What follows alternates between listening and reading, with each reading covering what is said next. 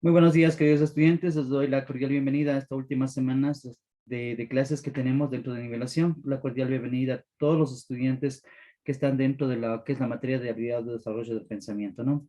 Aquí vamos a ver algo muy importante. Si nosotros tenemos, y a veces hemos visto, ¿no? En lo que es el INE, ¿no? Ese Instituto de Estadísticas y Censos que hacen cada 10 años, ¿no? Nosotros vemos recuadros, vemos ahí círculos, vemos barras y ahí justamente podemos ver un detalle. ¿Dónde que está la intervención, por ejemplo, del Estado en políticas públicas, ¿no es cierto? O en desarrollo, desnutrición y todo lo demás. Incluso cuando el Ministerio de Finanzas, de acuerdo al Producto Interno Bruto de un país, también genera sus presupuestos, ¿no? Para los gobiernos provinciales, para los gobiernos locales, etcétera, ¿no? Y desde el propio Estado, para los diferentes ministerios se vayan ejecutando.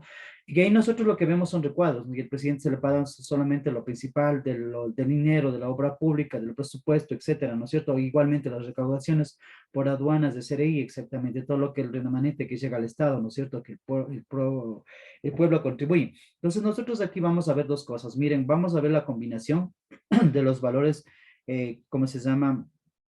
De lo que hablamos cuantitativo y cualitativo, ¿no? Estas dos cosas que realmente vamos a ver también aquí, cómo se mezclan y cómo nos ayudan a sacar una información. También vamos a hablar de la variable independiente y dependiente, cómo estas también son importantes para llegar a un punto y determinar una operación. Entonces nosotros tenemos aquí, miren, antes de empezar con la lectura, nosotros tenemos otro cuadro y aquí no podemos ver variables, ¿no es cierto? Variables cuantitativas y cualitativas. Nosotros tenemos aquí unos valores, por ejemplo, total de 20 y el recuadro está sumando 14 más 6 es igual a 20, pero nosotros queremos saber, por ejemplo, de los nombres que tenemos ahí de Rita, Elsa, Pedro, Pedro, qué es lo que tiene, por ejemplo, en discos de música y cuántas películas tiene, ¿no es cierto? Entonces, nosotros ya tenemos los valores totales y aquí vamos viendo, ¿no es cierto?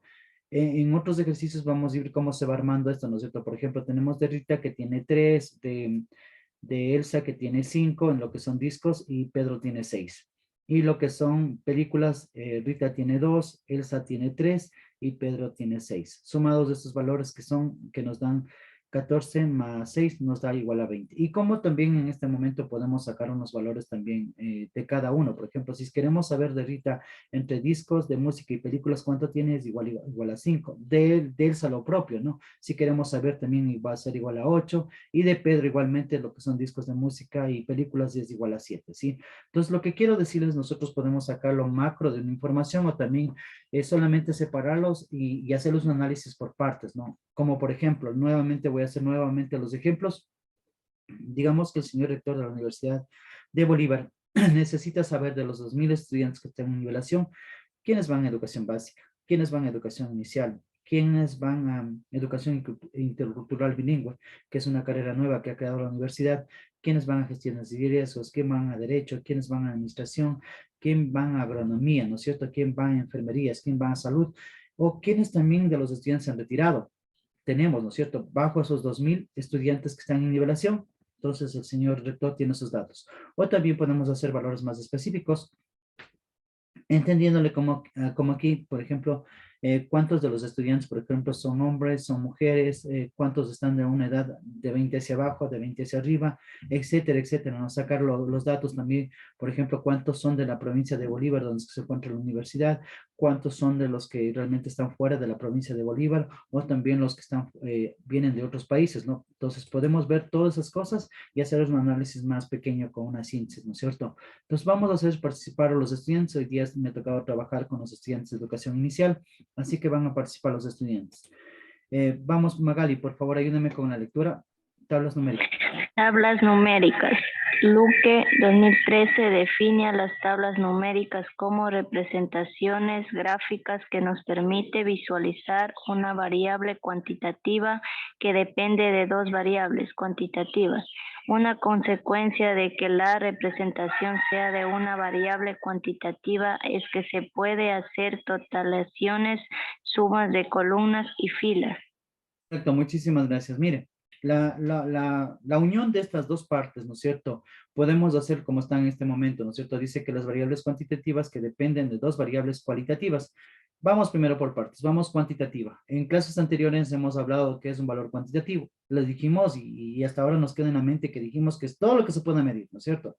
Los años, la edad, la temperatura, ¿no es cierto? Los meses, etcétera, etcétera, etcétera. Todo lo que podemos medir, todo lo que podemos cuantificar. Y cualitativas son las cualidades. Cuando nosotros hicimos ejercicios, por ejemplo, de una persona brava, una persona amable, honesta, etcétera, etcétera, también. Y las palabras que vienen con lo que es cuantitativas, ¿no? Entonces, mire, acá tenemos, como ustedes ven, tenemos Rita, Elsa y Pedro, y tenemos acá discos de música y películas. La mezcla de estas dos nos da un valor cuantitativo, ¿no es cierto? Que es un valor de 20. Entonces, no sé si esta parte está entendida de esta parte. Entonces, así se construye y se transforma, ¿no es cierto? Estas dos, las tablas numéricas, ¿no? Entonces, ahora entendemos cómo es lo que hacen y cómo se trabaja también en lo complejo, ¿no? Entendiendo como el ejercicio que les hice también anteriormente. Nosotros como ciencia de la educación, aparte de eso tenemos lo que es la pedagogía, ¿no? La enseñanza, no solamente saber para uno, sino que tratar que ese conocimiento que tiene uno se llegue a la persona, ¿no es cierto? Llegue y eso se pueda multiplicar, ese conocimiento se debe multiplicar. Por eso tenemos una herramienta como pedagogos y como profesores, que es la pedagogía, que es nuestra herramienta principal para la enseñanza. Entonces nosotros para este ejercicio también podemos hacer analogías, muchísimas analogías, ¿no es cierto? Podemos decir que Juan Pablo, por ejemplo, tiene 3 panes, ¿no es cierto? Como hicimos anteriormente el ejemplo. Entonces, si Juan Pablo tiene 3 panes, le regalan 3 panes más a Juan Pablo, ¿no es cierto? ¿Cuántos panes va a tener Juan Pablo? Juan Pablo va a tener 6 panes, ¿no es cierto? Y nosotros tenemos que partir también con esos conceptos básicos, principales, e ir de lo simple a lo complejo, ¿no?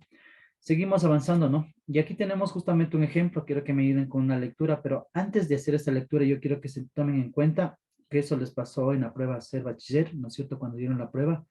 ¿De qué se trata el problema? ¿Cuál es las preguntas, ¿no es cierto? ¿Cuál es la pregunta?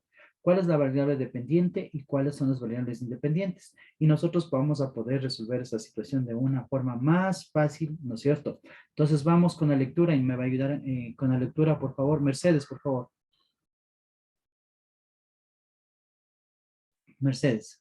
Juan, Daniel y Pablo estudian 3 materias, matemáticas, física y química, y entre los 3 tienen 16 folletos. Ujú. De los 4 folletos de Juan, la mitad son de matemáticas y uno es de física.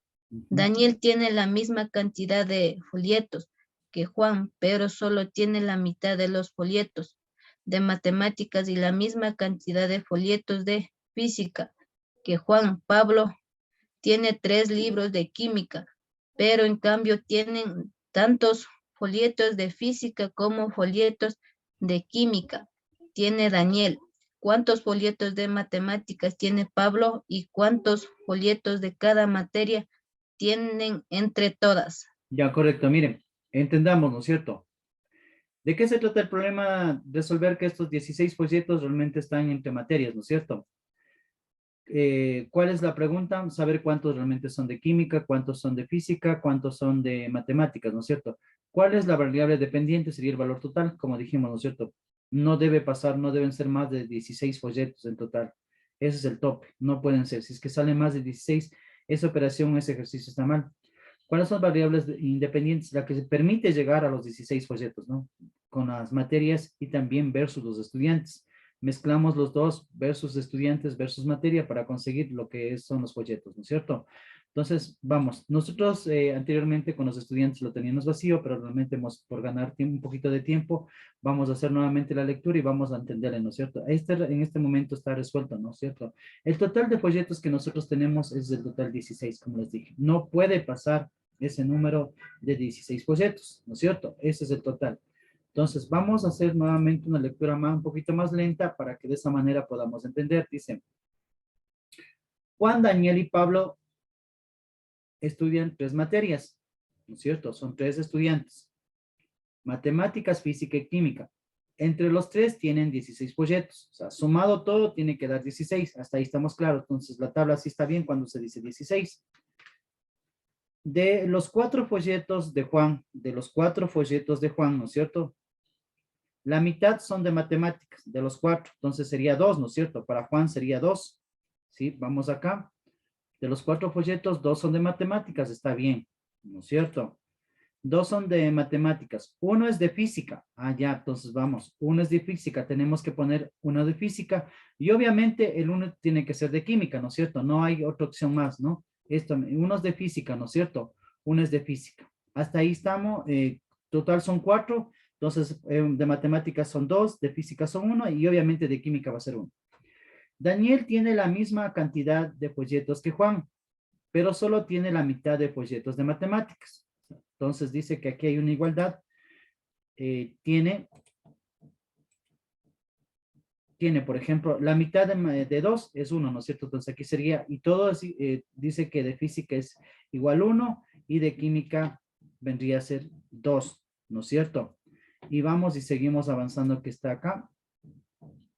Folletos de química. Pablo tiene tres libros de química. Pablo tiene 3 libros de química, pero en cambio tiene tantos folletos de física como folletos de química tiene Daniel. ¿Ya?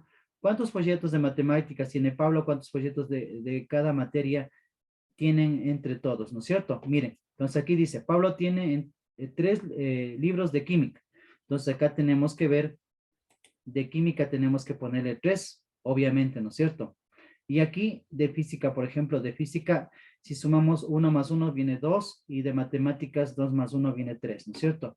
Entonces aquí nosotros sumamos 2 más 1, 2 más 1 es 3, más 3 son 6, 1 más 1, 1 más 1 son 2, más 2 son 4 y 1 más 2 son 3, más 3 son 6. Sumados estos valores nos van a venir a 16, ¿correcto? Aquí está el valor total que nosotros hemos sacado, pero nosotros también podemos saber, por ejemplo, ¿cuántos libros tiene Juan? Juan en total tiene entre matemáticas, física y química tiene 4. Daniel tiene 4 y Pablo es el que tiene más libros que el resto, ¿no es cierto? Tiene 3 de matemáticas, 2 de física y de química tiene 3, ¿sí? Así de fácil podemos hacer estos ejercicios para que de esta manera también podamos resolver los problemas, ¿no? Pero nunca se olviden que estas son las preguntas primeras que tenemos que hacer antes de resolver los problemas, ¿sí? Se nos va a hacer más fácil. Se nos va a hacer más fácil porque nuestro cerebro solamente va a entender lo que nosotros encuentre sentido a las cosas, ¿no es cierto? Tablas conceptuales. Vamos con el siguiente tema. Tablas conceptuales. Por favor, si me ayudan con la lectura. Vamos con Keila, por favor.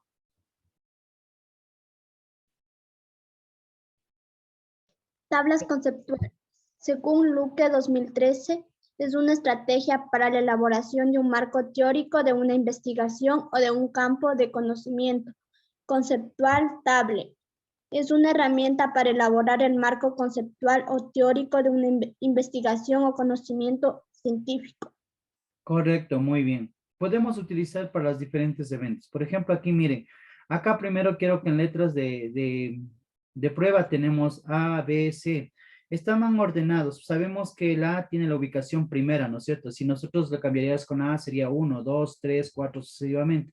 Entonces ahí tenemos un ordenamiento, ¿no es cierto? Que va en orden alfabético. Y acá tenemos las nacionalidades, español, ecuatoriano, chileno. Entonces vamos viendo, por ejemplo, con las profesiones agrónomo, médico y físico, ¿no es cierto? En español tenemos agrónomo, médico, físico, en ecuatoriano tenemos médico, físico, agrónomo y en chileno tenemos físico, agrónomo, médico, ¿correcto? Miren, entonces tenemos esta combinación, se puede decir, las tablas conceptuales donde mezclamos, ¿no es cierto? Toda esta parte, por ejemplo, señalado en orden alfabético y acá también tenemos las nacionalidades, ¿no? Y lo podemos hacer. ¿Es entendible este cuadro? Sí es entendible, ¿no es cierto? Y podemos señalar que, por ejemplo, de las nacionalidades en español, hay profesiones como agrónomo, médico y físico, y también lo que es en ecuatoriano, ¿no es cierto? Y chileno. Es fácil de entender. Si usted le pone este recuadro, nosotros podemos entender fácilmente este ejercicio, ¿no es cierto? Correcto. Miren, acá tenemos un problema, un ejercicio más para poderle resolver. Se habla de 3 pilotos, ¿no? Joel, Jaime y Julián, ¿no es cierto? De una línea, ¿no es cierto? Aérea, ¿no? Quiero que me ayuden con esta lectura para también de esa manera tratarles de resolver este ejercicio, ¿no? Vamos con Jerly. Jerly, por favor. Ya. 3 pilotos, Joel, Jaime y Julián, de la línea aérea El Viaje Feliz, con sede en Bogotá, se turnan de rutas de Balias, Buenos Aires y Managua. A partir de la siguiente información se quiere determinar en qué día de la semana, de 3 días que trabajan, a saber, lunes, miércoles y viernes, viaja cada piloto a las ciudades antes citadas. Joel, los miércoles viaja al centro del continente. B. Jaime los lunes y viernes viaja a países latinoamericanos. C. Julián es el piloto que tiene recorrido más corto los lunes. Ujú, correcto. Entonces, miren, tenemos primeramente, vamos con lo primero. ¿De qué se trata el problema? Ver las rutas, los detalles de estas rutas que tienen, ¿no es cierto? ¿Cuántas rutas han sido, ¿no es cierto? ¿Cuántas y cuáles variables tenemos en el problema? Tenemos las variables que son Dallas, Buenos Aires, Managua, ¿no es cierto? Y tenemos también a los pilotos que están aquí. ¿Cuáles son las variables dependientes? En este caso serían las tres rutas que son como establecidas, ¿no? Y de ahí salen a las diferentes partes, la una a Centroamérica que está y la otra es a Managuas y salen también de Dallas, ¿no? ¿Cuál es la variable independiente? Las rutas que se generan aquí. Y nosotros ya tenemos en este momento, ya igualmente hecho con los chicos, ¿no es cierto? Tenemos aquí, ya tenemos a Joel, Jaime y Julián. Por ejemplo, los días lunes se va a Dallas, ¿correcto? El día miércoles a Managua y viernes a Buenos Aires. Jaime se va a Buenos Aires, a Dallas y a Managua. Y Julián se va, como decía que el día lunes tenía la ruta más corta, ¿se acuerdan? Entonces se va a Managua, Buenos Aires y Dallas, ¿sí? Entonces, miren, de esta manera nosotros hemos podido y hemos podido resolver, pero siempre partiendo de este punto de acá. Antes de resolver cualquier problema, nosotros tenemos que ver de qué se trata. Tratar de entender, por eso se llama habilidad de desarrollo del pensamiento, ¿no?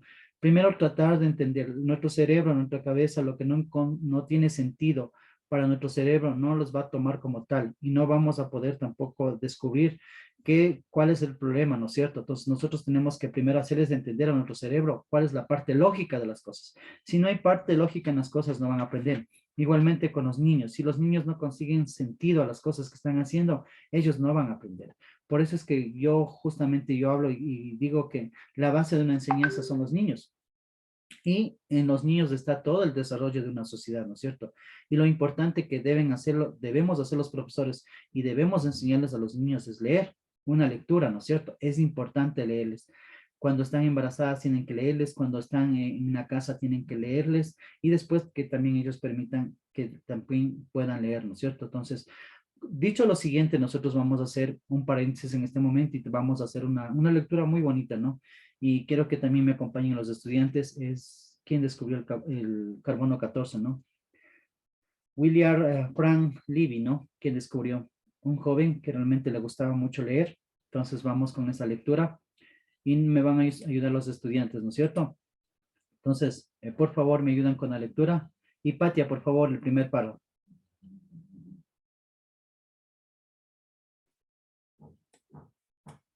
Y Patia está apagando el micrófono. Ya. Dice, a William no le gustaba pasar mucho tiempo fuera de su casa. Prefería los libros, el fresco, su cuadro en el verano y de la calidez y su biblioteca en el invierno. William estaba seguro de que el conocimiento le daría la respuesta sin importar las preguntas que hicieran. Tenía la certeza de que con disciplina y estudio las respuestas siempre llegarían y por eso no dejaba de investigar y experimentar en su casa. Correcto, muy gracias. Gracias. Sofía, por favor, el siguiente párrafo. Willard fue un estudiante brillante, avanzó constantemente en sus estudios y fue recibido distintos títulos hasta llegar al grado de doctor. Un año después de obtener su doctorado, empezó una carrera como profesor en química y enseñó en varias universidades de los Estados Unidos que todavía quería seguir aprendiendo, pero ahora de sus alumnos. Mire, qué importante. Eso yo les decía a los estudiantes antes de hacer este video. El profesor no solo aprende de los libros, también aprende de los estudiantes. Y cuando aprende de los estudiantes es que más necesita aprender, más vacío se encuentra. Entre más se lea, más vacío se va a encontrar. Y el ser humano realmente también va a ser otra clase de ser humano, ¿no? Los libros nos hacen mejores seres humanos. Seguimos con el siguiente párrafo. Vamos con Mercedes. Sin embargo, tuvo que abandonar su trabajo como profesor cuando fue convocado por el gobierno para colaborar en las investigaciones que llevarían al descubrimiento de la fórmula que podría generar la reacción de la bomba atómica. Correcto, muchas gracias, ¿no? También le querían involucrar en lo que es el estudio de la bomba atómica, ¿no? Entonces, bueno, obviamente se negó. Vamos con Marjorie. Al terminar la Segunda Guerra Mundial, Willard no quiso seguir sus investigaciones frente a este tema ni nada que tuviera que ver con destrucción. Se enfocó entonces en la radioactividad que tienen todos los seres vivos. Luego de andar mucho, determinó que todos los organismos tenemos un componente que tarda en descomponerse más de 5.000 años. Este componente es el carbón 14, el cual es producido como consecuencia de la absorción de los rayos cósmicos por las plantas. Correcto, muy bien, gracias. Milena. Gracias a este importante descubrimiento, hoy en día podemos determinar la edad de aquellos seres vivos que dejaron de existir hace miles de años, como es el caso de los dinosaurios. Por eso fue galardonado con el Premio Nobel de Química en 1960. Willard prefirió no poner su conocimiento al servicio de la destrucción, sino al servicio de la vida, enseñándonos con su ejemplo que, si bien la ciencia tiene múltiples propósitos, la vida siempre debe ser la prioridad. Ujú. Primero la vida, primero los seres humanos y primero lo que es la parte social y solidaria, ¿no es cierto? Miren, un ejemplo que nos deja bastantísimo, partiendo que de todo lo que, por ejemplo, hemos recibido, como ya son las últimas clases, espero que realmente esas clases que hemos recibido de haya sido de un conocimiento que hemos podido, ha sido poco el tiempo, pero realmente hemos hecho también los esfuerzos para que ustedes puedan entender y comprender que la solución y el camino es la educación. Y la forma de avanzar un pueblo también es leyendo, ¿no? Y como hemos visto esos ejemplos, ¿no? Las tablas numéricas, cómo hemos visto esos recuadros, cómo se hacen y cómo se han llegado a la parte de interpretar esos recuadros, ¿no? Yo les quiero agradecer muchísimo a cada uno de los estudiantes. Los deberes ya están dentro de la plataforma. Hagan según las indicaciones y nos estaremos viendo en la última clase que tenemos. Muchas gracias a todos. Un buen día.